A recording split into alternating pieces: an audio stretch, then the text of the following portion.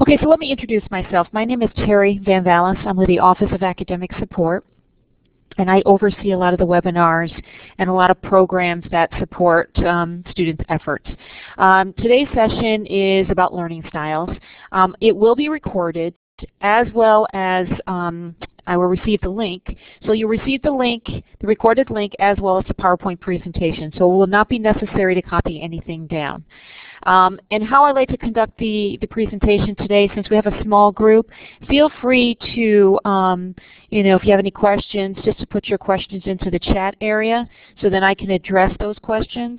If I see we're getting much more, students that are entering the room, I might ask you to raise your hand. But at this point, if you have a comment or a question, just type it into the chat area. And you can do that throughout the presentation. There's no reason why we have to wait to the end. Okay? So let's begin. So I'm going to address, and again, I'm hopefully going to get this down to about a half hour and then answer some questions. So I'm not going to cover every aspect, but hopefully I can highlight a couple things for you.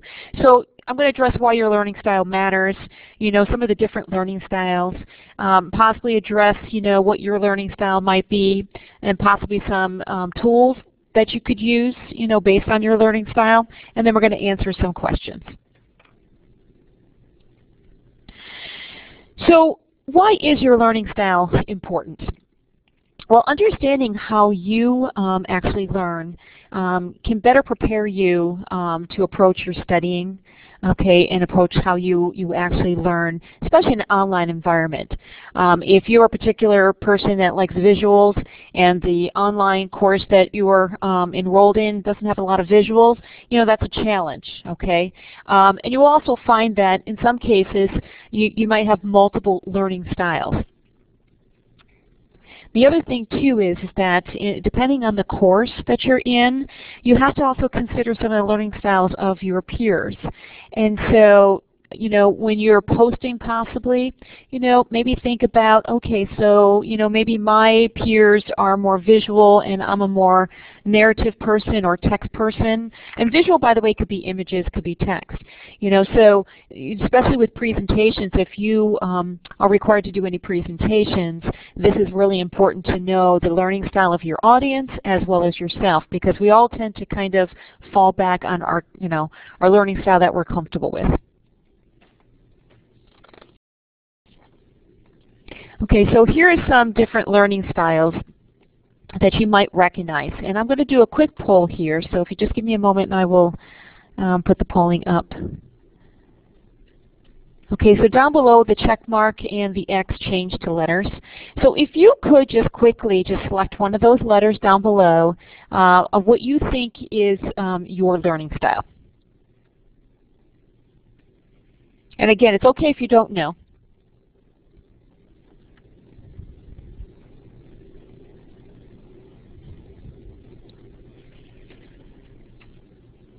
Okay, so everybody's thinking, so you guys don't know. Okay, that's fine.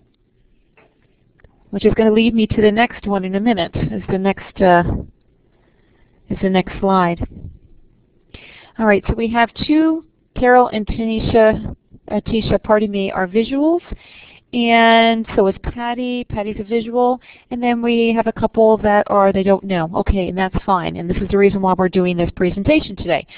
So let me tell you the 4 areas. And of course, these can be broken down even further. Oh, that's okay, Tisha. Thank you.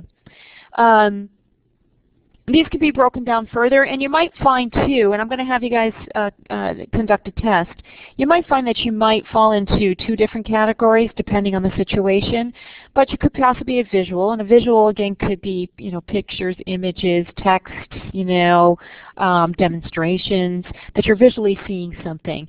And the auditory or oral is narrative. You can hear, music, different types of sounds, something that is connecting, you to what is actually being read or seen. And then tactile, basically touching your hands on. And then read, write. This area is not included in all learning style information, by the way, but it is a read, write, meaning you tend to want to read and then write, and that is just a way that you learn. So let's move on to the next one here, which is this particular And if you just give me a moment, I'm going to push this link out. And I'm going to have you do a quick test. It doesn't take very long. And then I want you to come back and tell me what your learning style is, and if you were surprised by that answer. Okay? So just give me a minute. Okay, so I just pushed it to the chat area. If you would just select or click on that link, that will bring you right directly to that page. And if you could just take a moment to do that, that would be great.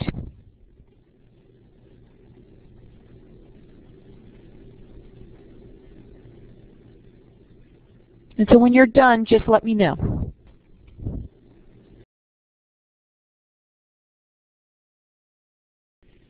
How's everyone doing?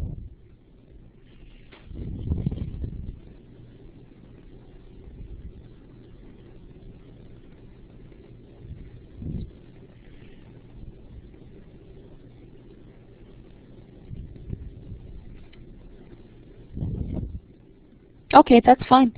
If you guys want to take the time to do it, because this is important, no problem.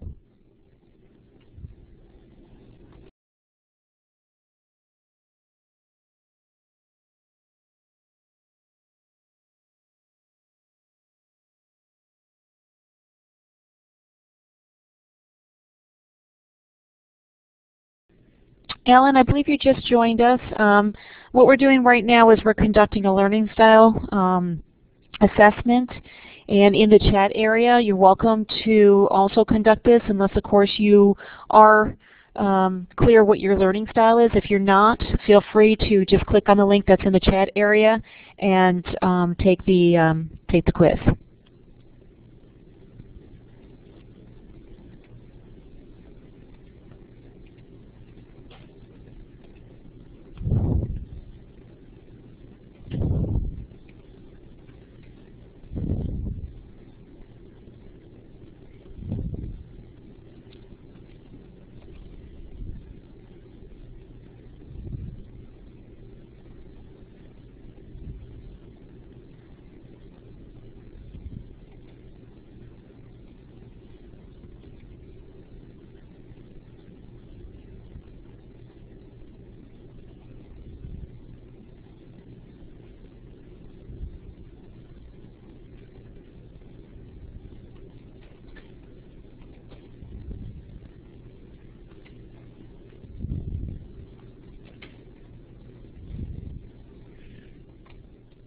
Andrea, thank you for coming. We are just doing a quick assessment of learning styles. So if you like, you can take the assessment as well. If you know what your learning style is, you do not need to. But the link is in the chat area, so feel free. Otherwise, we should be finishing up here shortly. Okay, thank you, Melissa and Carol.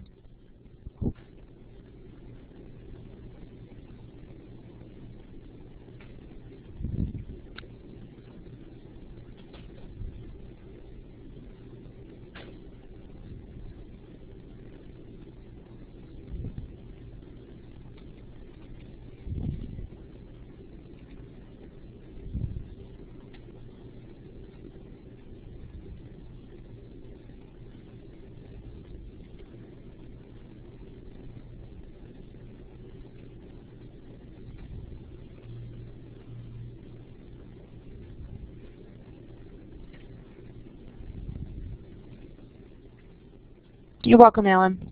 Okay, great, Melissa. All right, Angela, or Andrea. How's everybody else doing?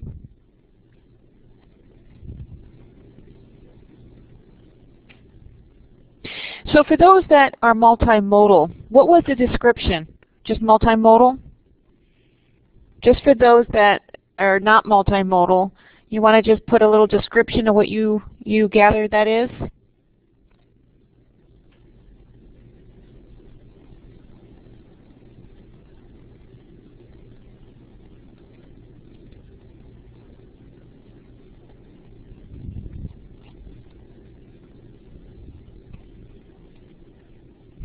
Okay, so everybody's multimodal, it appears,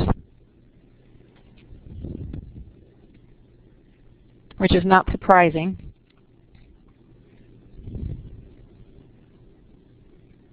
All right, I'm going to give it one more minute, okay, or 30 seconds, and then we'll proceed.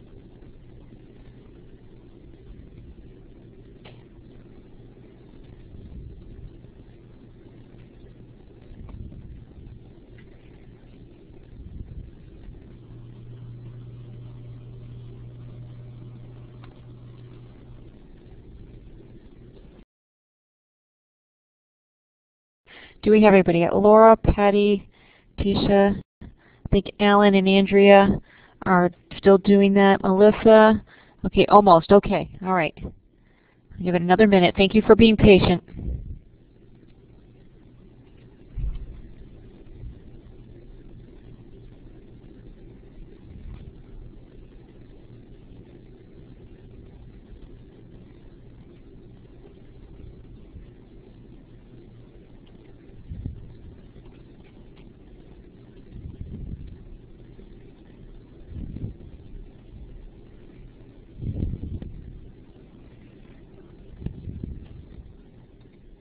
For those of you that are still waiting, okay, it says multimodal, but was there a score that was higher than the others?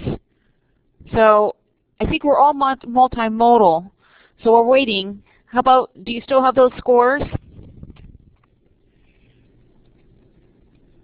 So for instance, you know, was your visual higher than your read and write, or was your oral higher than the others?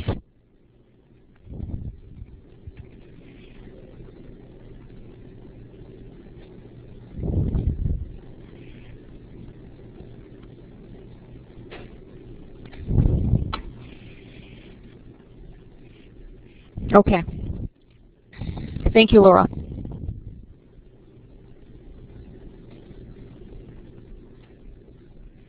All right, so great.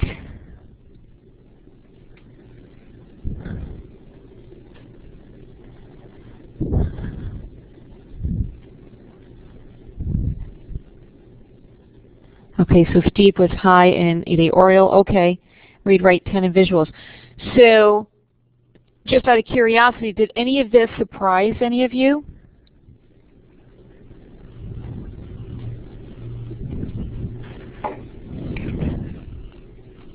No.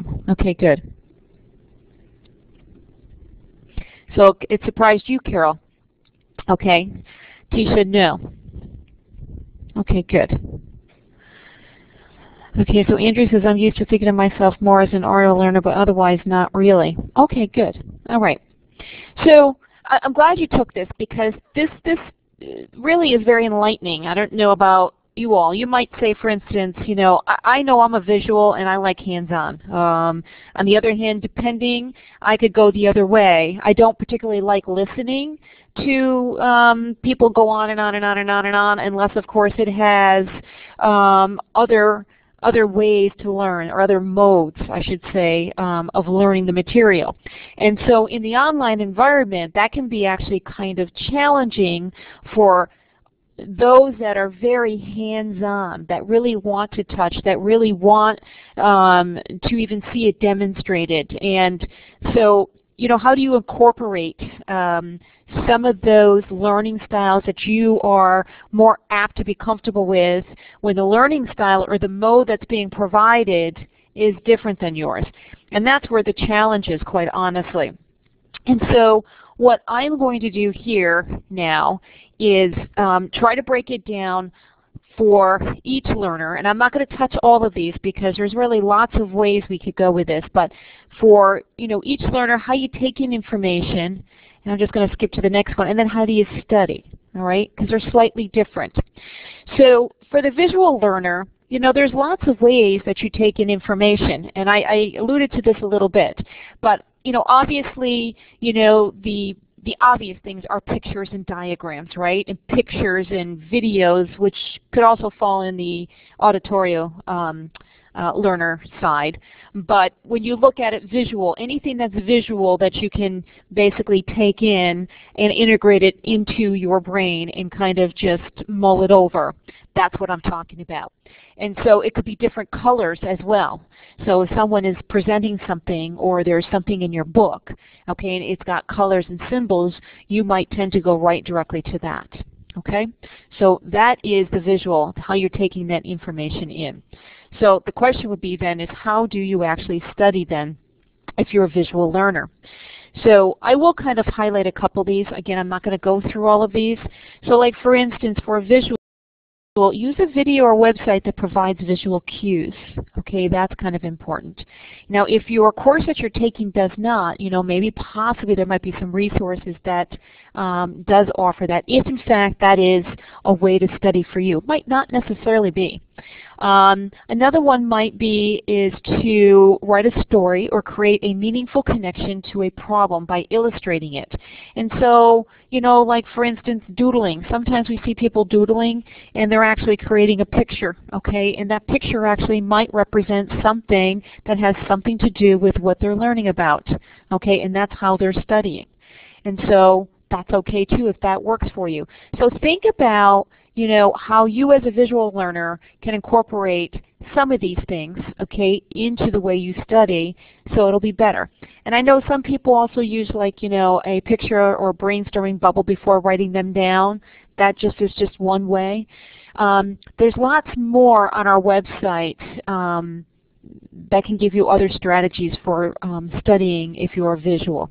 Anybody have any ideas, just out of curiosity, if you were visual, if you were, you know, high rated on the visual side, what might you do, okay, or what do you do to study?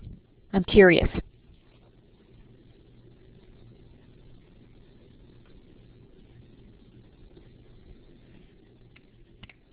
And I'd like to have this more interactive, by the way, because I'm sure exactly flashcards, doodles, charts, right. So you visually want to see that information. Anybody else want to share?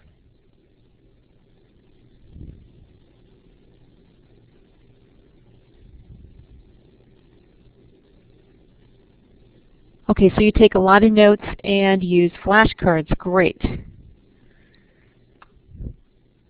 Now you take a lot of notes, which is also a visual, but it's also something else that we'll talk about in a moment, which is the read-write. Okay, so Melissa says, yes, notes is a big one for me as well. So that almost falls into the read-write learner, okay? Still a visual, okay, but okay, same with you, Steve? Okay, great. Okay, good. So get creative when it comes, you know, to this. Like for instance, I sometimes will do float charts or do, I mean, there's lots of tools out there where you can, you know, type in some information and somehow connect them. But, you know, you could just do the old-fashioned way and create a flow chart. If I'm having, for instance, if I'm having a difficult time, you know, connecting really difficult concepts and they're all somewhat connected and I just can't get them in order. Sometimes a visual is better for me. So Laura says, I'm not a visual, but I do like highlighters and post-it notes to flag a page. By the way, that's very similar to being a visual, by the way, because it is highlighting something that you're going to go to. Yes, the highlighter. I love highlighters as well. Okay, so what about the person that likes to hear things, take that information in? Okay, so in taking the information is explaining new ideas to other people. Okay, now this could also be a form of studying, by the way. You can also, I'm sure lots of you have done this, or maybe in the past, or you do it with your children, or you see other people do it, but tunes to your studying or adding rhymes. Okay, I don't know if any of you have any favorites. Feel free to share those.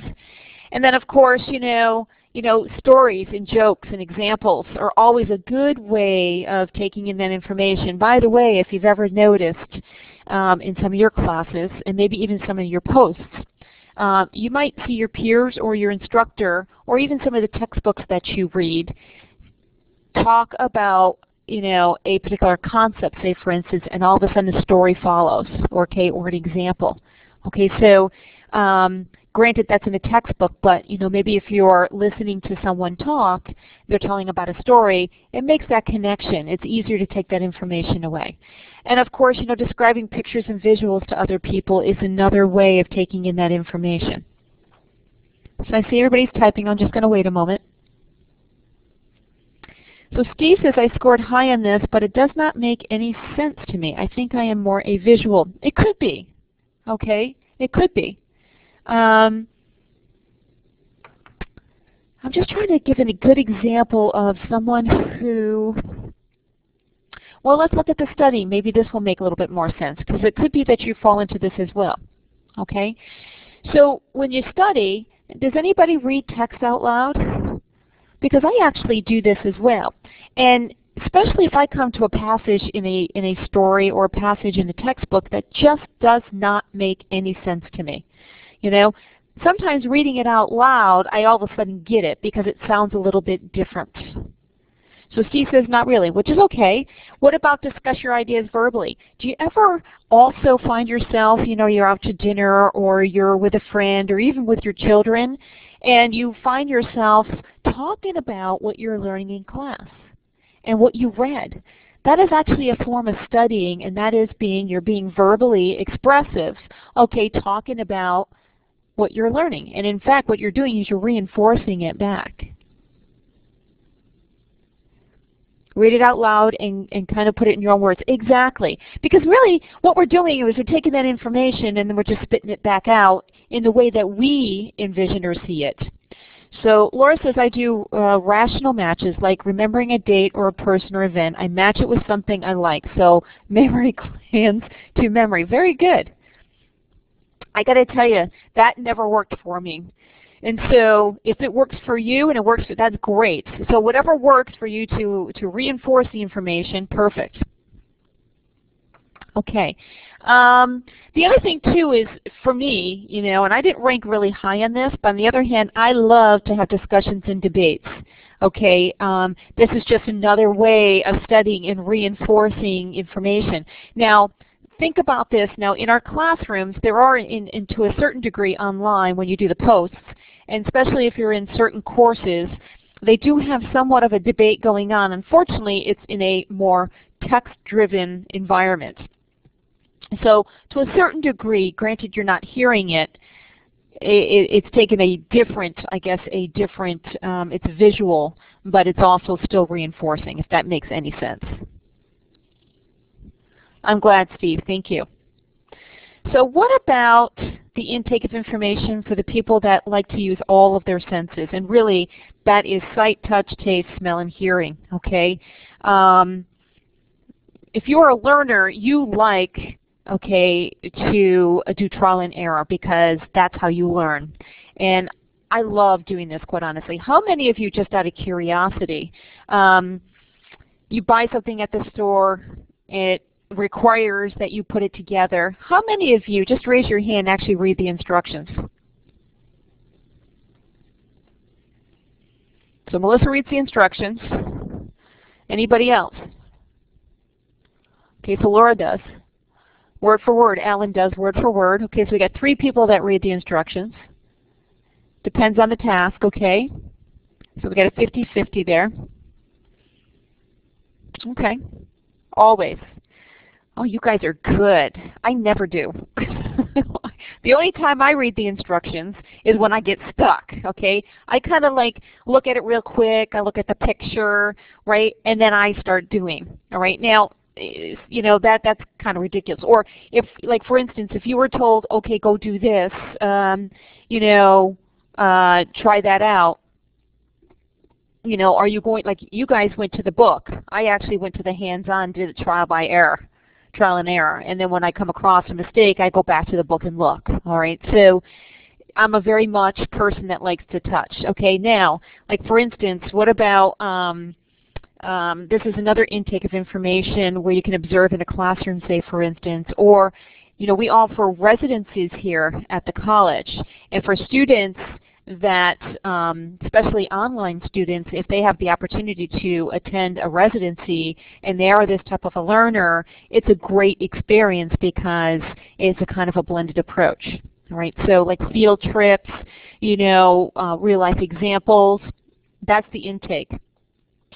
Steve, a residency is, like there's one coming up in January, and depending on, you know, your concentration or where you're going with your degree, you would come to the college, and it depends, the center who is sponsoring it, you know, a lot of the centers sponsors residencies. It's a weekend, so you come to, like for instance in January we have aging and longevity. It's in March. You would come to the college Friday and Saturday, and you would take a course literally with study groups, okay, for Friday and Saturday, and you would receive 4 credits for that particular course.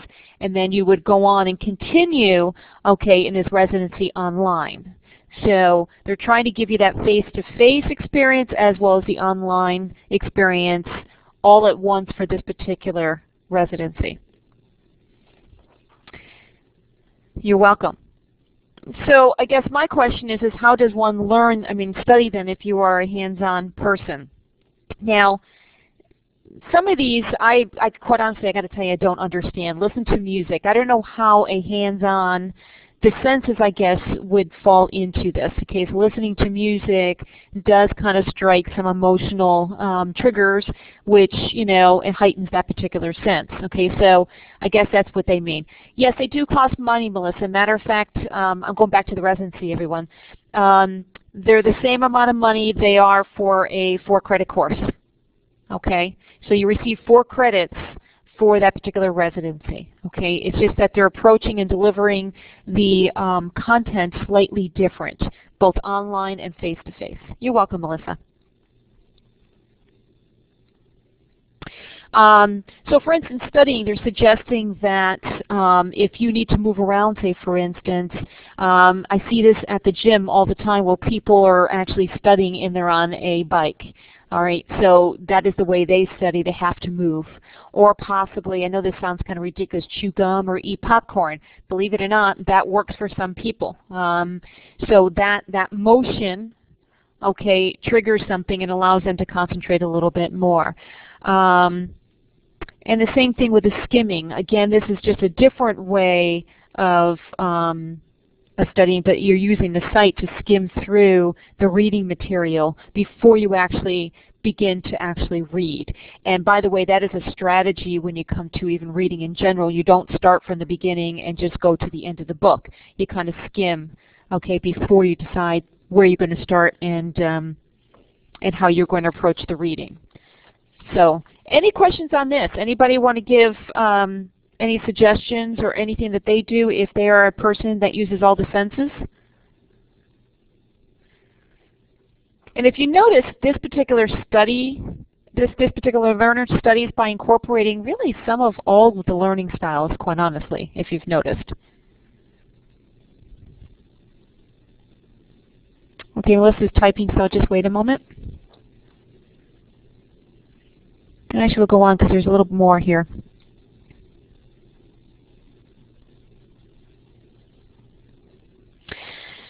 And so if you look at some of these that I've suggested, a lot of you mentioned, you know, walking back and forth. Well, actually somebody mentioned flashcards, but also walking back and forth. So Melissa says, my husband has told me he clicks his pen to concentrate. How can he concentrate with clicking the pen? You know something? It's soothing to someone. Let me give you an example, and this is something I don't understand either, and it's somewhat related. My daughter plays basketball, but she cannot stand running, if you can believe that. So in basketball, you know, a lot of running, right? And so she's required to run at least a mile, obviously, you know, to increase her lung capacity, so on and so forth. And so in order for her to get through the running, the mile, she pretends she's bouncing a basketball, all right? And then it's a piece of cake to her. So what it's doing, and probably for your husband as well, is it's keeping him focused, and that clicking of the pen is not distracting, where for somebody else it's distracting. For my daughter, that basketball is actually keeping her focused on the fact that she's not trying to shoot nuts. I can imagine. So he must be kind of a hands-on person as well, because he's using that particular motion. And my guess is too is that that motion of the hand is just something that, again, like I said, is soothing. So we all do certain things. When you look back and go, how do you study? You know, my guess is that there are certain things that might come to light as we're talking about these learning styles of what you did or you still do. So Steve says, if I hit a good study mode, I get distracted very easily. I need complete silence or it's not worth the time. Yeah. So Steve, in that case, we have a lot of learners that are like that. And it's important, like you recognize that, and so it's very, very important that in fact you place yourself in an environment of which you can do that. Okay? And it might be that you need, if you're not a hands-on, you know, person like this particular person, like Melissa's husband, if that person's in the room with you, he's going to distract you. So you already know, quite aware of what your learning style is. Yeah, okay, a little noise, yes, but no pen clicking, yes.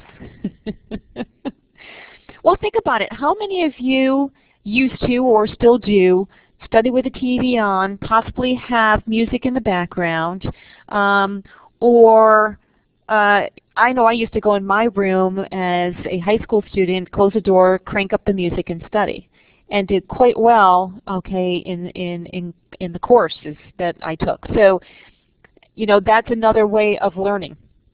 Yep, background noise. Perfect.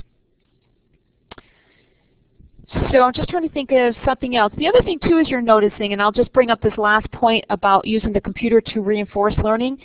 Believe it or not, they're incorporating this into the classroom a lot more than they ever have, obviously. They're using games and using different ways to reinforce certain concepts so that children, one, don't get distracted, and two, it just keeps them engaged.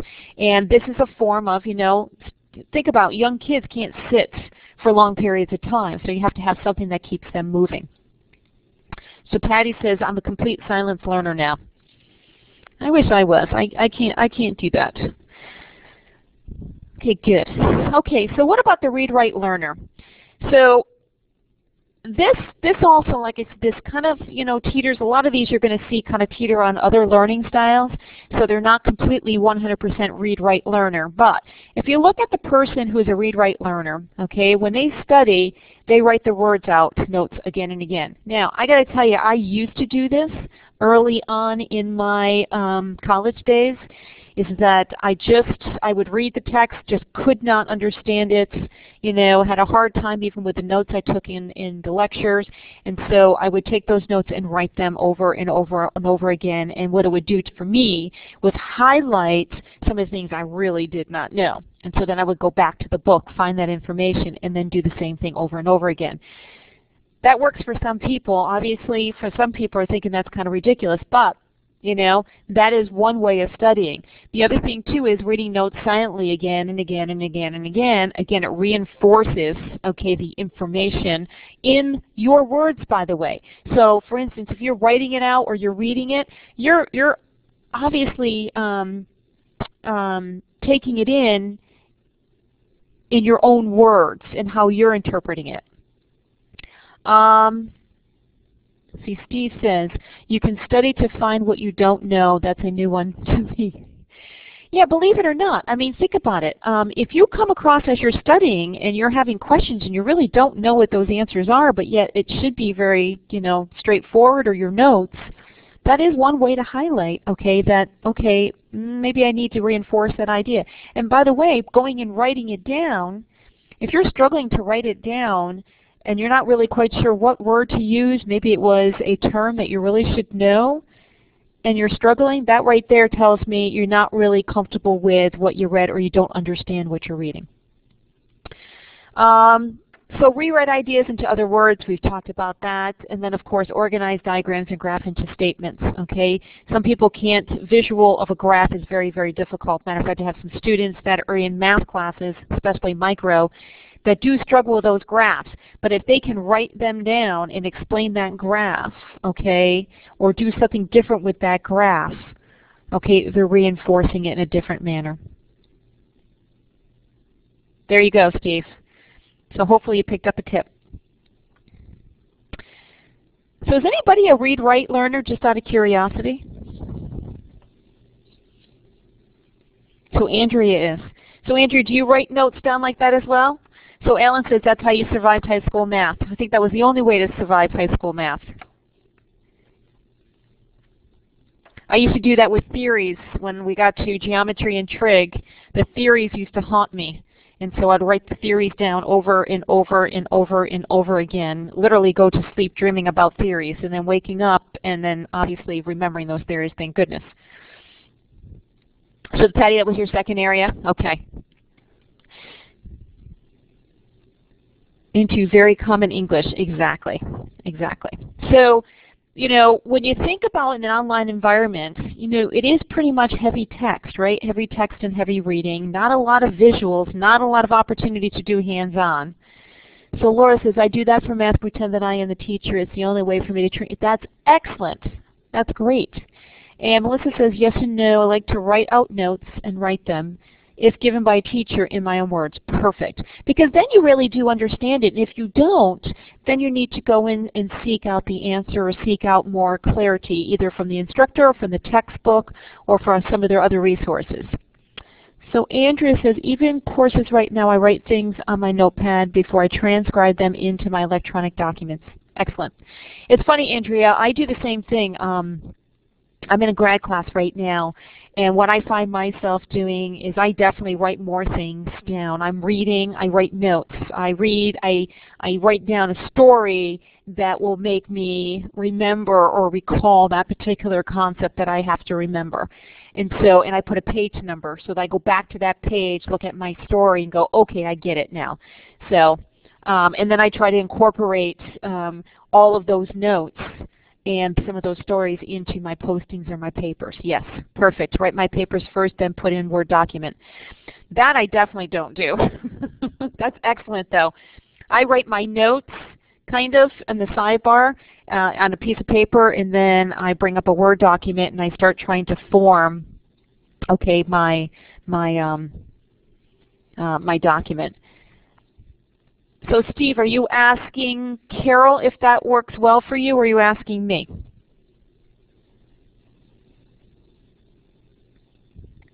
So Carol, do you want to answer that for you? Answer that first for Steve, and then I can give him my response? So Carol says yes, because I can take note paper anywhere and write down my ideas. Yes, Carol. And actually, Steve, it also works for me as well. So Laura Jones, I also find that I have to write when I am listening to a speaker who makes a great quote, word, or phrase.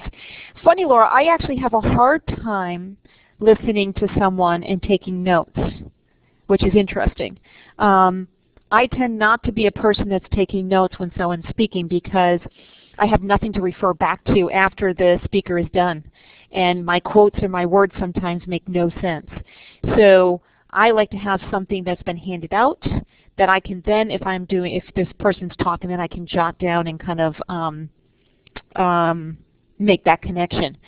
So Steve, Carol makes a really good point. I'm very rarely at home, and when I am, it's very late at night, and so at that point, then I have a computer. I don't bring a laptop because sometimes, like my daughter plays basketball, they don't have Wi-Fi, so I can't even connect there. And I definitely do not like using my smartphone for any schoolwork whatsoever. That drives me crazy. So anything that I bring with me, and if I'm at a doctor's office, for instance, or anywhere, I don't have a laptop, it makes no sense. So I have basically my book or notes or whatever, and I have a piece of paper, a notepad. And I just write down, you know, as I'm reading those ideas.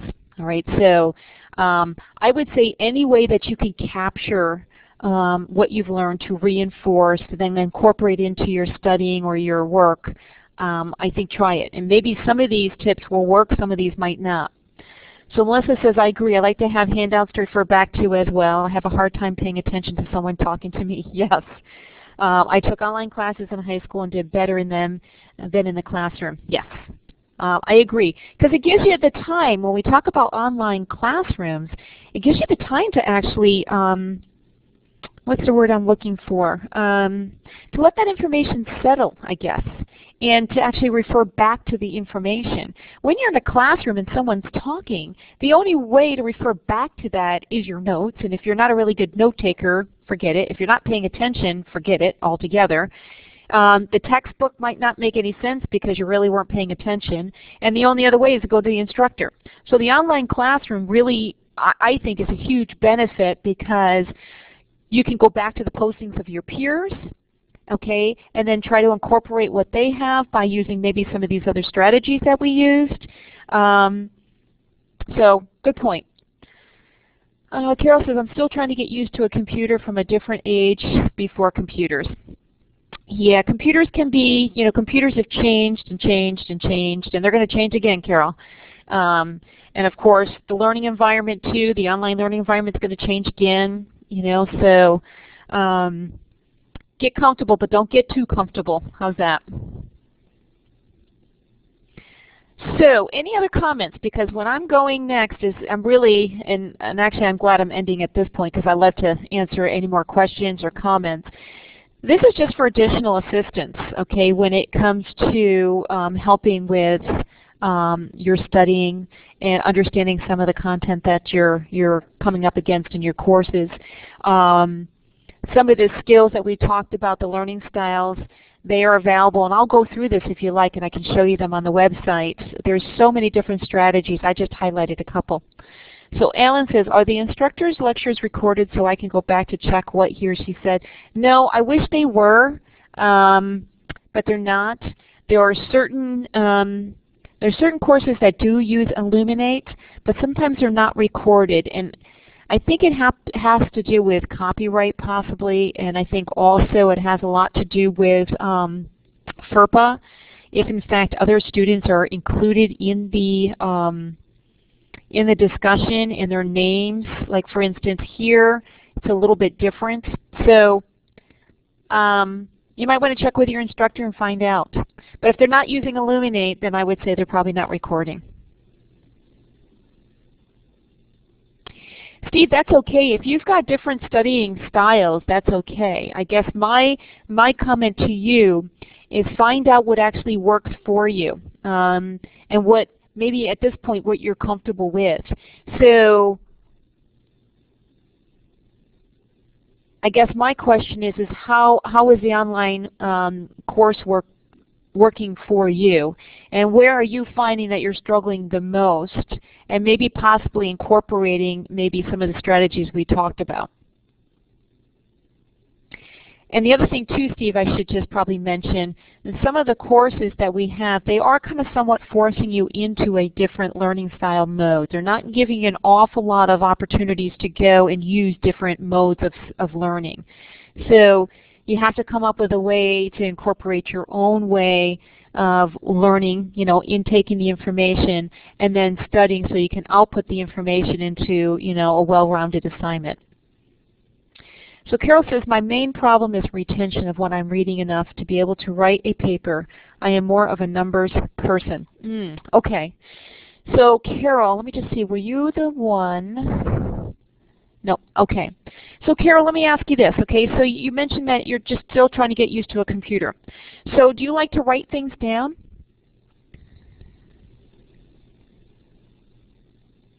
Or do you love to write things down? Okay, so another question for you then. So when you're reading, are you reading, like if you're assigned chapters 1 through 3, are you reading chapters 1 through 3 and then trying to remember what you read? So you're reading it from one end to the next.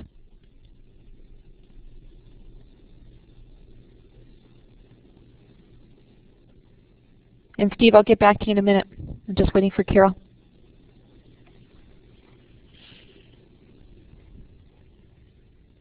Okay. So Laura, you say you do. So you read right from chapter 1 to chapter 3. So Carol, I'm just waiting for you, because I'm going to give you a different strategy, Laura. I skim and then read it fully. Okay. All right. So Melissa says she skims and then reads it thoroughly. Okay. Carol says, I try to take notes as I am reading so that I can read to gather info for assignment. So let me ask you another question, Carol, then. Okay, since we're on this, I want to make sure I gather all the information. Do you know what the assignment is before you start reading? Okay. Have you formed some idea of how you want to approach the assignment? And if not, when you start reading, do you start forming the idea right from the get-go when you start reading?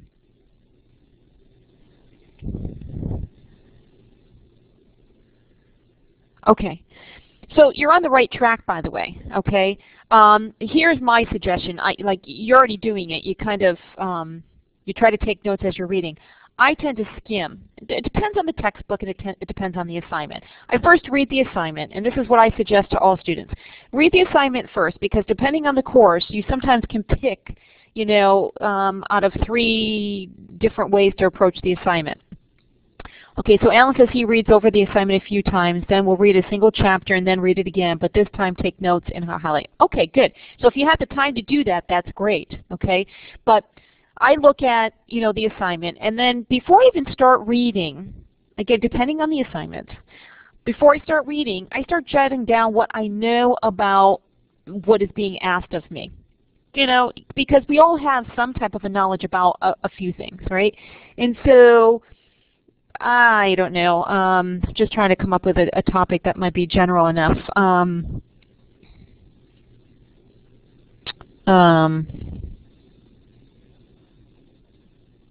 I don't know, I can't come up with one. I'm blanking here. But make a couple notes about the assignment before you start reading. Then look at the chapters that you've been asked to read, all right? And look at the titles of each one of those chapters. And then skim it just a little and see if there's anything that's bolded, highlighted before you start reading. And then, like you mentioned, is that read a little. Now, what I do is I read, and this is, again, what I suggest is I read and then I make a note about something that just struck me. And it might be in the first 1 or 2 pages, 3 pages that struck me that might answer how I want to, you know, apply it to the assignment. And I write the page number down and a little bit of information, okay? And I continue doing that. Now, if you're having a hard time, you know, retaining the information, possibly look at where you're actually reading, and are you distracted, or is there something else going on, or you really can't read for long periods of time because you have to go somewhere, you have to do something. So you might want to look at that as well, okay? But I highly suggest do not start reading and read from chapter 1 to 3 without looking at the assignments, okay, without having some idea what's in those chapters, all right? Definitely do some skimming, because if you're in multiple classes doing that, you'll never get through the coursework. So you have to have a little bit different strategy. And Carol, you said you take notes. I would just try to continue doing that with the notes. If that's not working, possibly, how about do you read it out loud? I know that sounds silly, but you know, maybe possibly reading some of the passages or some of the information in the book out loud might help you retain some of the information. A suggestion. Okay. Great, Steve. That's wonderful. Okay. And so I like Alan. Great idea. There you go. You can read to your cat. I think that's perfect. Then you can go back and tackle the computer, by the way.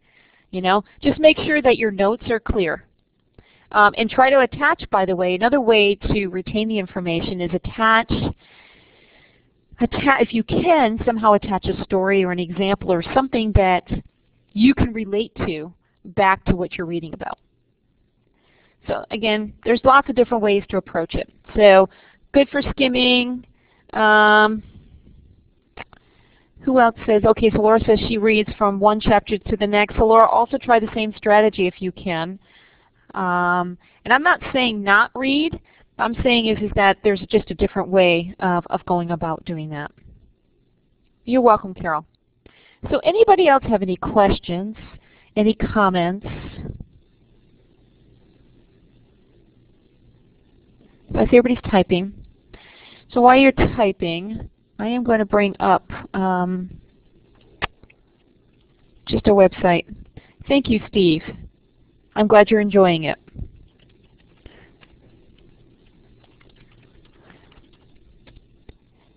So this is my favorite page, and you're going to see this is going to eventually change and become a little bit more friendlier to use. But it's the green tab when you enter My ESC, And if you noticed on the, and actually let me push this out so we have the link so you can bookmark it. Okay, you have a good afternoon too, Alan. Thank you very much for coming. So if you look down below, you have resources. So if you go to the resource page, there is lots of additional information about study skills. And if I'm not mistaken, thought learning styles was over here, and I guess not. Maybe they've taken it down.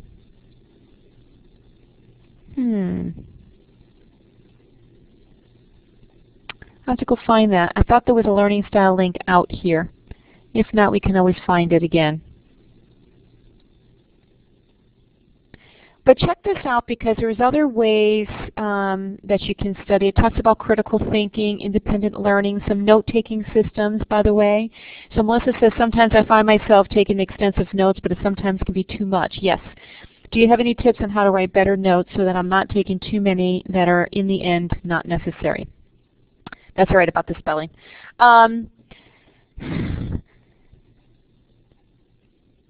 As far as notes are concerned, I sometimes don't write very large notes to myself. I will put the page number down and then put something like excellent point, you know, just something that was that was something that just piqued my interest. It could be a word, it could be an idea. And by putting the page number down, I'm not writing out all that information. I'm going back and rereading it. So when I put a page number down, or when I suggest to my students to put a page number down, I really want you to go back and look at that page again, because it struck me, and I know it's useful, and so I want to go back and read it again. And at that point, maybe what you do is maybe tighten up the note. Okay, so if you're taking a lot of notes, you got to ask yourself, do you think you're going to be able to use those notes, and does it really apply to the assignment, or is it just something that it just struck you but you're not going to use it? So maybe even qualify and quantify some of those notes that you're taking. So like, how can I differ the things that I need from the thing that I don't need?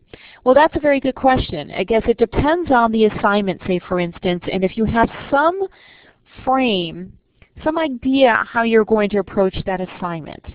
So let me ask you something, Melissa. When you come to an assignment, do you have at least an idea how you're going to approach it, or you really have no idea? And I know sometimes this can be very difficult, okay, but do you know?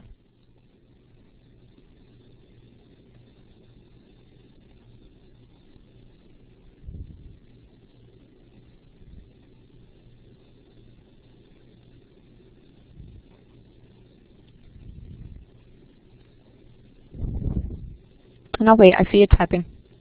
And I was going to go try to get into note-taking systems because there are some strategies and techniques for notes. And there we go.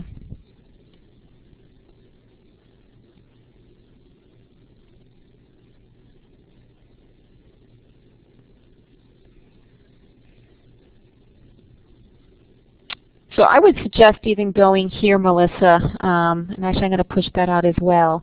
There's some information about taking notes from a textbook, you know, marking a text, and other note-taking systems. And some of these might apply, some of these might not apply.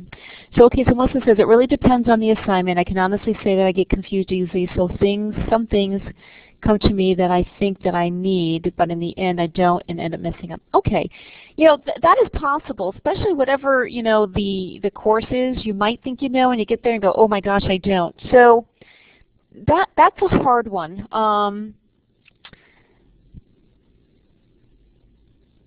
It could be that maybe instead of taking notes, maybe just reading, like for instance, I think, was it Alan?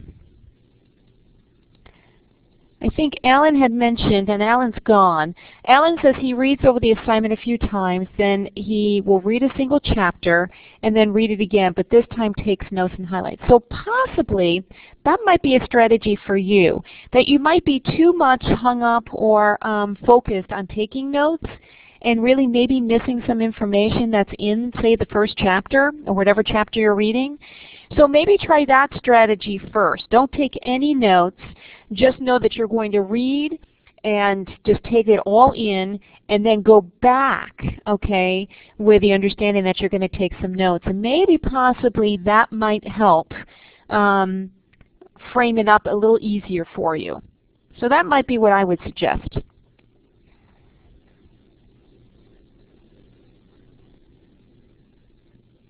And by the way, too, I can tell you I've taken notes where I haven't needed them either. And I think that I'm going to approach, a particular assignment in a certain way, and then as I get into it, go, oh, no, I don't want to approach it that way. I don't need that information, okay? But the other information that I did take was useful. So it's possible that, yes, maybe 50% of the information that you thought you were going to use you're not using, but by the way, you might be able to use it another time, so don't toss it out. Okay, great.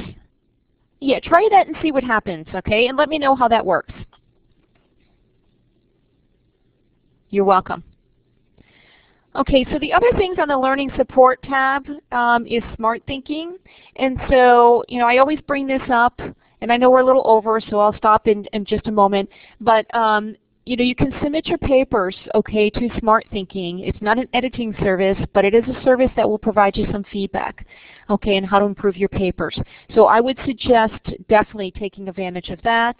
There's other resources out here for writing and writing resources, and my favorite also is the library.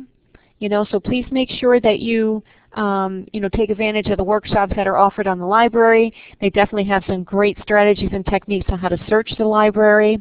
And my guess is you could probably find even additional information about learning styles and studying even on the library site. Okay? And then I've listed all of these, and again, you don't have to write this down. You will receive the PowerPoint with all this information. And then I just put this here too as far as introductory writing and reading courses.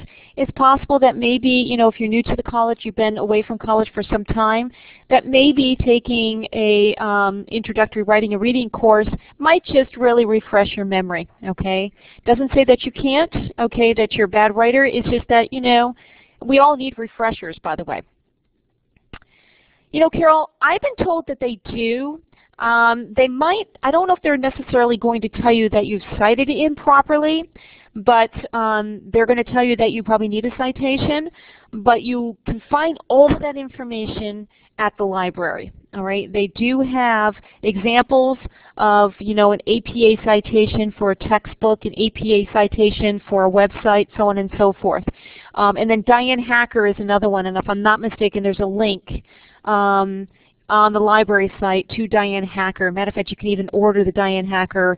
It's a little handbook that has, if you like the physical book to look at the citations and how they're formatted, that's also available. Great, Melissa. That's a great class. And so it's a great refresher. Good to know. So anything else? Any other questions or comments? So we can wrap this up, and you should receive the recording probably by Friday. Thank you, Steve. Yes, APA citations right there at the library. And Melissa, I think they cover, Carol, they cover APA also if you're taking any of those, the writing courses. They should be covering citations too at some point. You're welcome. Melissa, they have a book, Carol, that's called Pocket Style Manual. Yes, that help you out with that. Yes. Wonderful. I'm glad everybody was found this insightful. If you would like to see any other webinars, let me know. I know some of you, I recognize the names, have been in some of the other webinars, and you get a survey. Just make sure that you give some feedback, and we'll try to improve, this webinar as well as other ones, and try to include some other ones.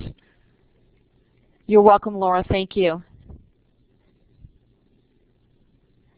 Yeah, Carol, citations are very, very important. So I guess, things that I try to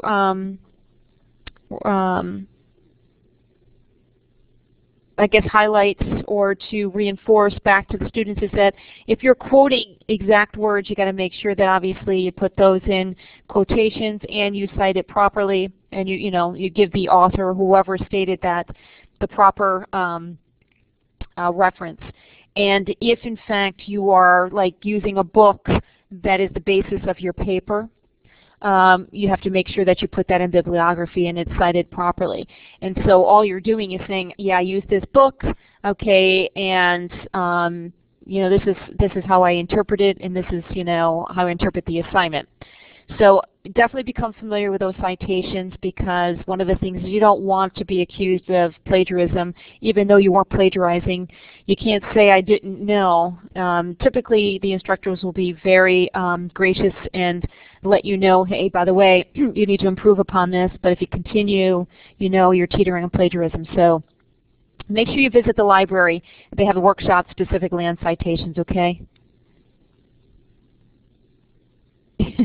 Yeah, keep me listening without getting distracted. Excellent, Melissa. Okay, yeah, stay dry. I'm sure it's been raining. I didn't think it was supposed to rain today. I thought it was supposed to be rain later in the afternoon. Okay, everyone, you have a great day. Thank you so much for coming, and hope to see you guys in other webinars. And if you have any questions, you'll have my information that you can contact me anytime, as well as my office. Have a nice day.